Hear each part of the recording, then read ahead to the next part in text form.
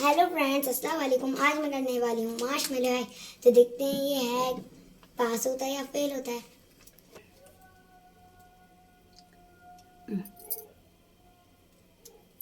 तो गाइस ये है हमारा फाइनल लुक और अब हम इसे करेंगे फ्राई।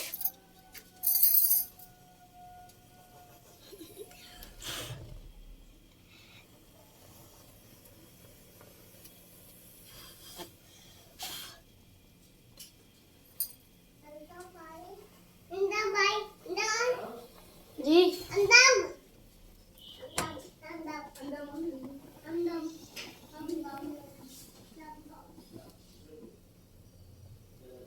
तो फ्रेंड्स आप देख सकते हैं इसका कचुम्बर बन गया।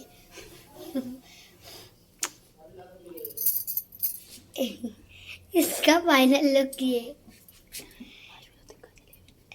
चला हुआ टिक्का मार्शमेलो।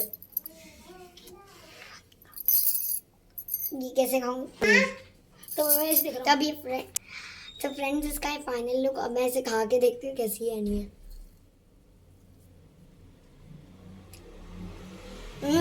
टेस्टी है। आप भी प्लीज जरूर ट्राई कीजिएगा।